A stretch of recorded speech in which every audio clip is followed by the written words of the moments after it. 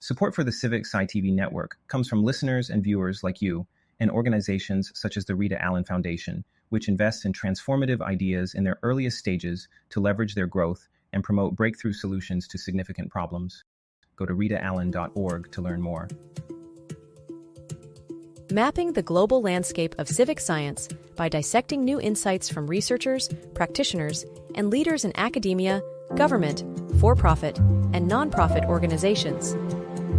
This is Questions of the Day with Fanuel Muindi. Previously on Questions of the Day.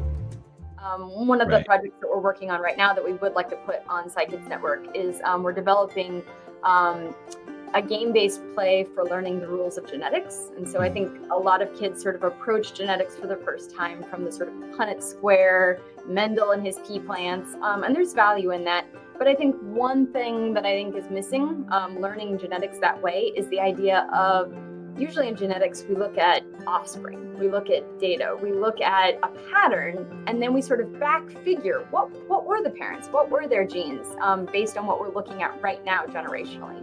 And so I think that's an example of the difference between how we do science as scientists and the kind of exciting part versus the approach that's typically used in the classroom of, here is the answer, you will learn that piece of information.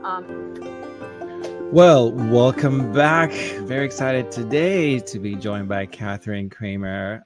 Catherine Cramer is a boundary spanner. We're going to get into that in a little bit because she chose that title. So she's at CUNY, Advanced Science Research Center there as a Civic Science Fellow, 2024.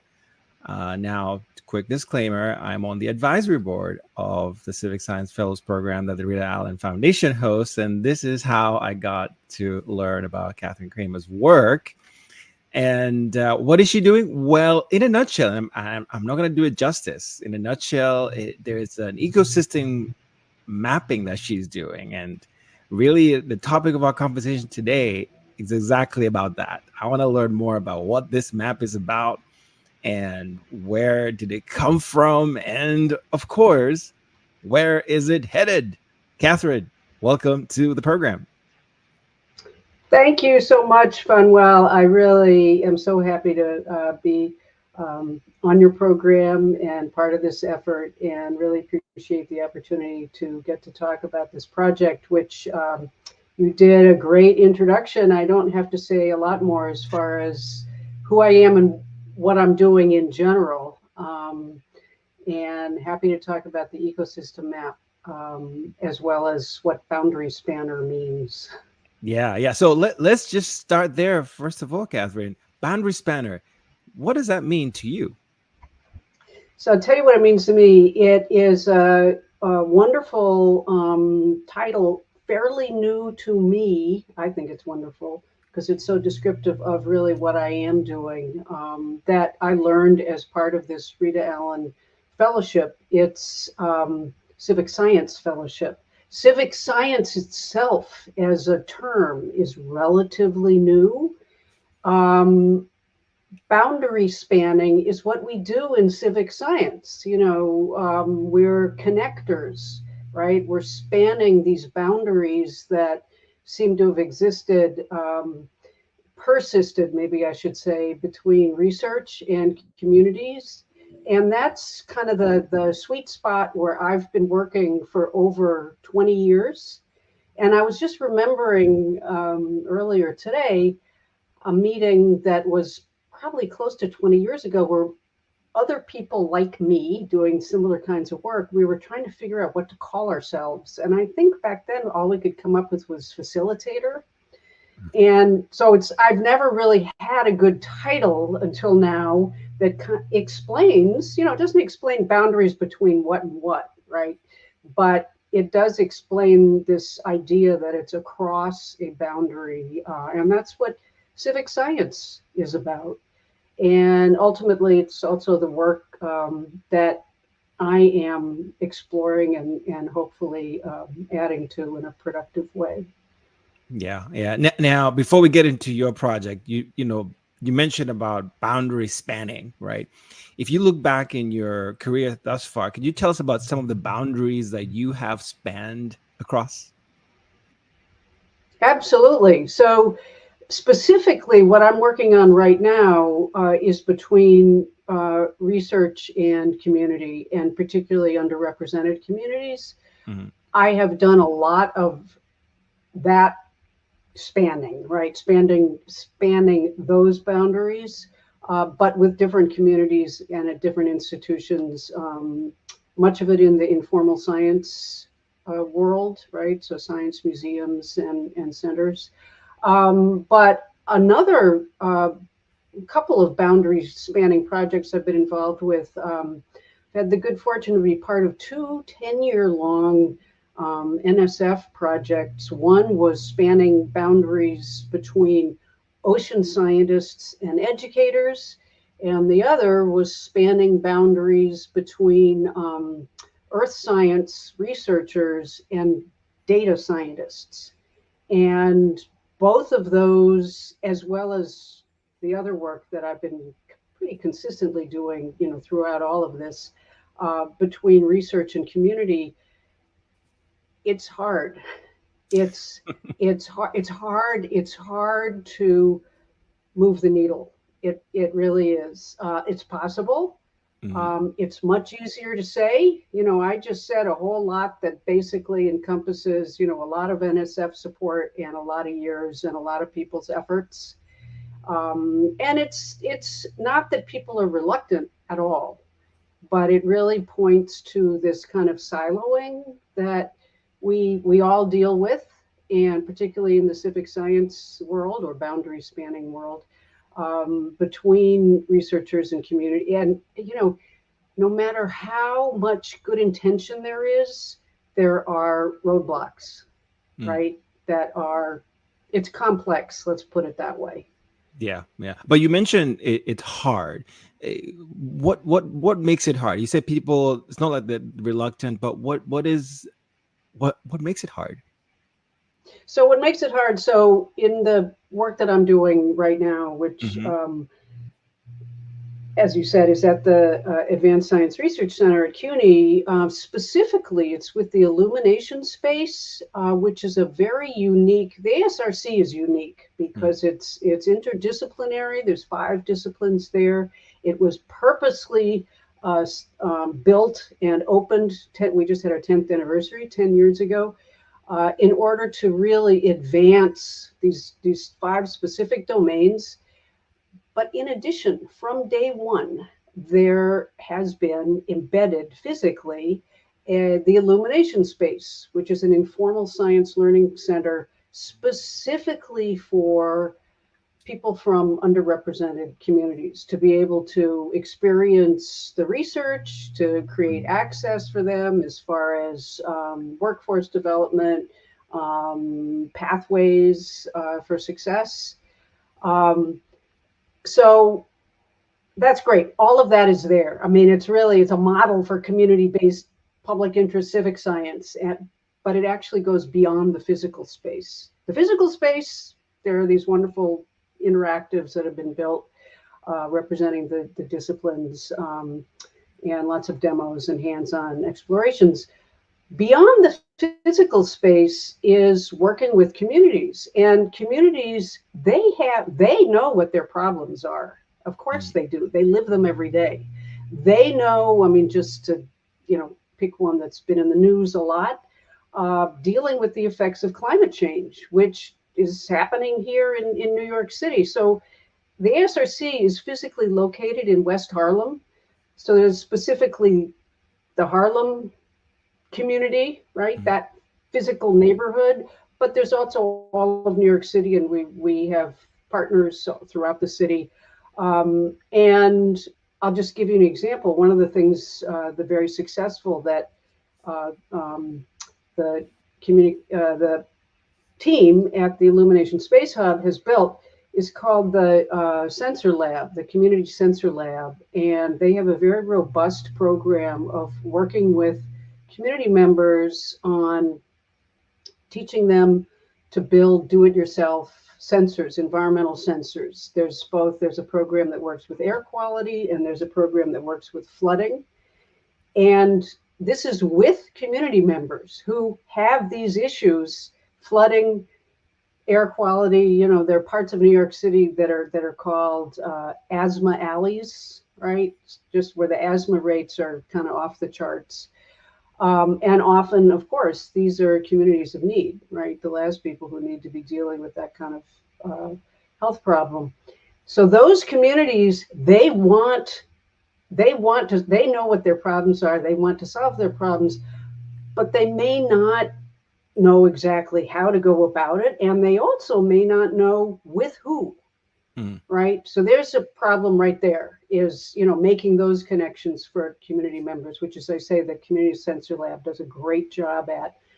On the other side, researchers, I mean, it's amazing what the energy and interest and motivation they have for working with community on exactly this, you know, figuring out, well, how can we do this? How can we help community members solve their problems? But there's all kinds of barriers for researchers, you know, one of which, not to call out funders, because where would we all be without funders? But often that kind of work is hard to find support for either the researcher or their grad students. You know, it's the way the enterprise is built, as it were. And this is slowly changing, but they may want to do it, but they you know, finding the time and the space and the funding in order to support a grad student to do that kind of work, for example, can be a real barrier. So, you know, these are big. That's why I say it's complex. It's a complex problem, right? Right. Addressing their systemic issues, really. And as I say, slowly, you know, these big ships are turning, whatever metaphor you want to use. But it's hard. Yeah. You know, I just one more thing. Today I was looking at a report that came out not less than a year ago on whether diversity in STEM, you know, the statistics, it hasn't moved that much, right? It not that much. It doesn't seem to have moved, you know, equivalent to how much energy has been put into trying to make it move. So, you know, that's a very you know, hard and fast piece of evidence for how hard it is. Yeah, clearly more work needs to be done, for sure. So going back to your project, I mean, you did a good job outlining the issues, right? The silos that are there. Is that kind of like what you're trying to do with this project, to illuminate these nodes and then showcase the edges, if you will, if I use some network science language? Yes, exactly. So the reason that the team at that runs the illumination space put in this proposal with the Rita Allen Civic Science Fellowship is because after a few years of developing these activities, they really want to see evidence for how's it doing, as one of our mayors used to say. And how do you do that? I mean, they themselves don't really have the time. They're, you know, stretched thin, doing, you know, multiple things at once. And that's really what my fellowship is focused on, looking at, okay, let's figure out current status, right? Who's in the ecosystem? Who are the participants? Who's the audience? Who are the communities? Who are the researchers? Who are the funders? Who are the influencers? Who's the audience? And how are they relating to each other, interacting with each other? And, you know, basically, how's it going, right? And the goal really is to be able to show, you know, this is working, this is robust, this has really been set off on an excellent track. Here's what it needs more of, right? And of course, no big surprise, funding, like always, tops the list. I don't know, but it is one of the needs across the board, as well as capacity. right? It's, I Right. mean, each Right. of these projects really takes a lot of effort and people time. But as I said, we have the will of both the researchers and the community members, which is fantastic. So it's a matter of kind of finding the right formula for being able to push things forward. I'm just now getting to the point. So I've been gathering all kinds of data, which is, unstructured data and lots of interviews. We're about to do focus groups. We're going to do some surveys, all that kind of thing. And I hope soon to be working with a graphic designer. So I can't yet tell you, it's not that it's a secret, but it's the kind of the creative piece of this. What it will actually be, I'm hoping for something with some interactivity that we'll be able to tell some of these stories, because wonderful stories have come out of this, of community members that have gotten involved in these projects and how it's positively affected their lives and lives of people around them. Some of whom have started academic careers, some of whom have changed their jobs as a direct result of being involved in these projects, which is great to be able to tell those stories. Yeah. So it sounds comprehensive. I mean, you're doing the who, the what, the when, right? All these things. You mentioned evaluation data that you're going to be looking into, the ASRC data itself, right? And yes, it's unstructured, right? A lot of this information. How are you going to bring it all together? I'm curious about that. And what kind of information do you foresee someone? And please tell us who that someone is, the target audience, if you will, right, for this report. How do you foresee showcasing this information? So you just used the word report. So that is one of my deliverables, is an actual report.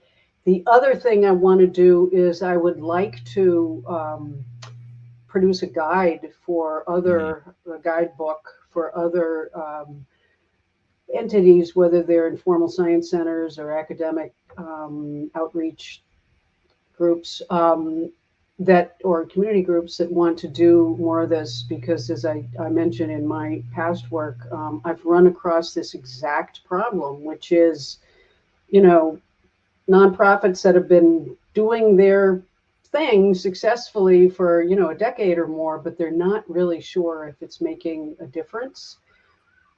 And doing an ecosystem analysis is one way to kind of try and understand that.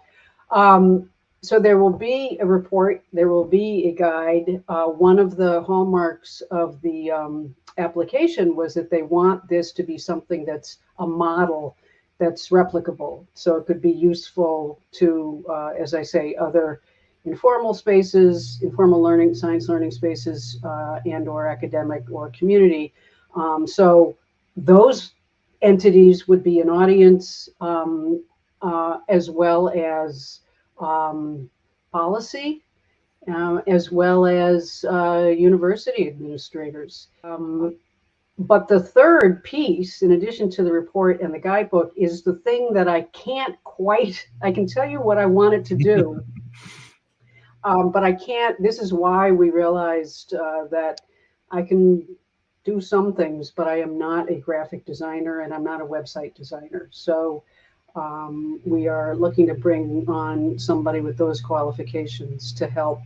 I've looked at there's a lot of really fun, cool software out there to use, ways of telling these kinds of stories in a really, visually engaging way. So it'll be one of those. Yeah. And for the folk that are listening, they're probably wondering, tell us more about New York, because there's something special about New York, right? The ecosystem there in particular. And for those who have been following our conversations, we've talked to quite a few folk who are in New York, and there's a lot happening in New York, right? And I think this is probably your project being very timely, that you're doing this ecosystem analysis to look at really at the bottom line, does the right hand know what the left hand is doing? Right, in a way, exactly. Right? And then build from that. So can you just tell us about the New York, where you're based? Yes. Well, I think a very specific look at New York, of course, because there's 8 million 8 million stories, as we all know. But the science story in New York, if you ask people, where are the big science centers in the United States, they will probably say Boston. They'll probably say San Diego now, and they might say the University of North Carolina, that part of the world. New York is really coming along, and not that it didn't have science before, but there's with all of the academic institutions that are here, CUNY, as we were talking about before, which is a quite large conglomeration of 25 different campuses, as well as Columbia, NYU, and Cornell Tech, which is fairly new, relatively new, and Rockefeller and the other great schools here. There is a lot of knowledge spread over a large area, both physically and also as far as, and to your point, making those connections. You'll find that some of these worlds are relatively small worlds, right? One of the, of course, areas that New York City, ever since Hurricane Sandy, has been focusing on is response to climate change, as we were talking about earlier. And to that, so one of the projects that the Community Sensor Lab is involved with is called FloodNet. And not just involved with, the Community Sensor Lab is the one that really is producing the sensors that are gathering the data. The city was instrumental in connecting CUNY's efforts, the Community Sensor Lab, with some work that was going on at NYU, and that became FloodNet. So this is really a collaboration. So, as a way of kind of pointing out, as an example, what's going on in New York, a lot of people are working in this area that are, it's, a lot of pieces loosely joined, so to speak, and trying to join them all up. And of course, me, with an interest in network science, I'm always trying to get people to do a social network analysis because that helps people understand how they're connected. We were talking earlier about an event that Bloomberg Philanthropies has put on in the past, that on Data for Good. That kind of event is a great way to get the people you want to know in one place. And they do happen. I mean, there's a lot going on, but I guess, so one answer is it's a big place, a lot of people, a lot going on, but what you will find excellent collaborators, and CUNY has fantastic resources to bring to bear, particularly in addressing issues related to climate change. And the fact that, CUNY's student body is made up of people coming from underserved communities, that's kind of its history, right? And those are the people who are being most impacted by flooding and heat islands, and as well as air quality and that kind of thing. So yes, whoever you're right. There is a lot going on. I mean, I know there's also a lot going on in places like Boston, absolutely. And I don't at all. It's not a competition, but I think things have kind of shifted here a bit. And I have to say, Rita Allen has provided fellowships to, I think there's maybe a half dozen of us who are in the New York City area, which is great. Yeah, and there's a network of funders there as well, right? That are, of course, the Steinman's Foundation is there, and the Rockefeller, all these places that are doing some phenomenal work. And you mentioned New York is not the only place, right? You have Boston, and really maybe that's not the point necessarily, right? You're trying to understand what's going on in New York, and are there lessons here, right, that other places can not say emulate, but they can advance from, right? Use that information to say, what can we do in our area, right? exactly. change. And that, right. Yeah, exactly. And that is, as I mentioned, one of the goals for the project that I'm working on is for it to be, I mean, it really is a model, but to produce a guidebook or a framework so that other entities that can use it and that could be somewhat flexible. I do want to point out, I mean, just to go back to this issue about climate change, climate justice, it it's such a, no pun intended. I don't. This is because it's not a. There's nothing funny about it. It is such an on the ground and in the air problem, as opposed to research questions that are a bit more abstract. Which is often the way people have thought about science in an ivory tower and working on questions that what does that have to do with me?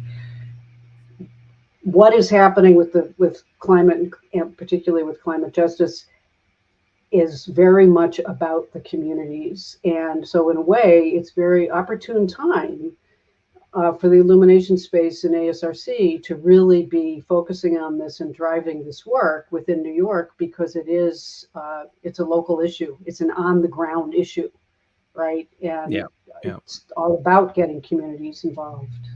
Right. Because they also have solutions as well, right? We were just listening earlier last week, actually, Dr. Mary Elena Villar at Northeastern talking about community members being experts as well, bringing something to the table, and you can work, right? Researchers can work with them to come up with solutions, right? Co-creating solutions together. Yeah, they absolutely are the experts. For our I mentioned it was just the 10th anniversary of the ASRC, and there was a panel on outreach, and several of the people that have been involved in these activities were on the panel. One of whom has been quite involved, or is very involved with the air quality sensor work in Red Hook. And she made the point, and I just thought this was so interesting. I hadn't, that, if you're a researcher who's interested in, if you have questions around those issues and are interested in working with that community, you actually need to go there. You need to go there physically to see what life in Red Hook is like, what the challenges are that the communities are dealing with, and what it looks like, what the air is like, what the how many trees there are, and so forth and so on. They are the experts because it's where they live. Yeah, and Catherine, we can just keep on talking all day long here.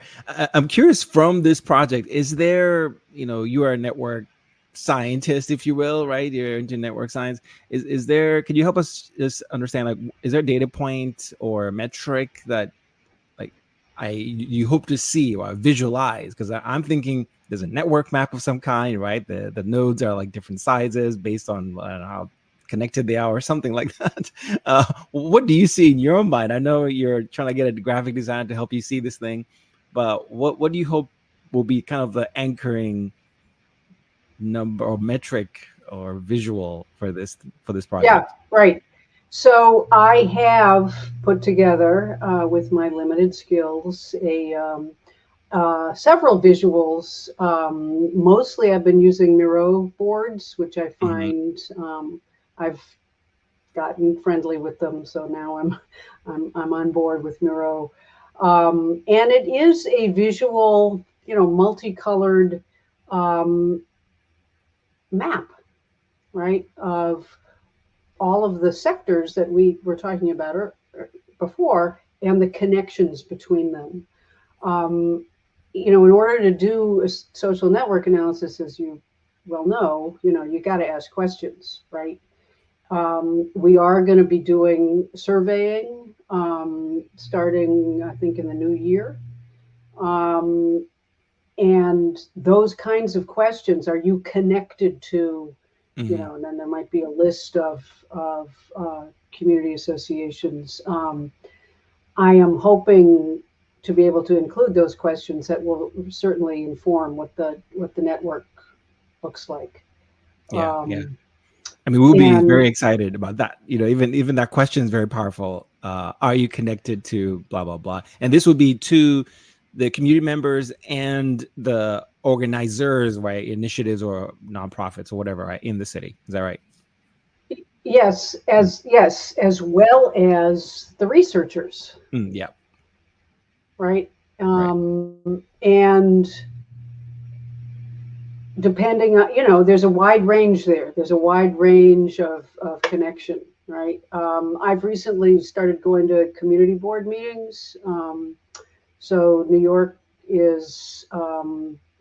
City is divided up into these community board districts. And it's a really good way to sort of see what your community is up to, what the concerns are, what the problems are. And one of the things I've observed just from attending 3 meetings is, I mean, I guess it's not surprising. Most of the people who go, they go every meeting, and they know each other. It's a cohesive. So of course, I'm always wondering, what about the other? I don't know how many people live in community board 10 district, but you know what I mean? So, I mean, you can also, it's kind of not just who's in it, but who's not in it. Right. And how you measure that. Yeah. Because you will see these zones, right? Deserts, if you will, of connections that now you can say, hey, could we invest some resources there, right? And as I think about New York, I mean, you're right. It's a massive hub. There's so many things happening. Some random names are coming up. Rock EDU, of course, as you know, with to the NYC EDC that is a funder there as well. Simon's Foundation we've talked about. I'm trying to think of other BioBus, right? That is I think anchored in New York. And talking with Ben, the founder of BioBus. He brought up the same issues that you bring up, right? Going to the communities directly and hearing and involving them in this, right? Saying, hey, we want to actually contribute to creating solutions. As I mentioned earlier, man, we're just running out of time here. So I'm going to give you the last word. What's the timeline for this project for people who are listening to this saying, oh my goodness, I want to just know what's going to happen and when should I expect to read or see or play with something? What's your timeline? Well, because it is a fellowship, there is most definitely a timeline. So my fellowship ends now. I mean, time is flying. Next September. So, and I'm going to be spending an amount of time, of course, writing and producing report and the guidebook. So I am really hoping that the tool, the visual exploration, the map, as it were, is going to appear next late spring, early summer, something like that. And okay. You'll be one of the first to know, Funwell, I promise. And we will be here, Catherine. You're always welcome to join us to share anything new that's come up, and we'll actually also, as we engage other folk in New York City, we'll keep you posted as well, because I think that'll be information for you as well, right? Great. And so fantastic. With that, Catherine, thank you so much for joining me. It's been a real pleasure, Funwell. Thank you so much for the opportunity.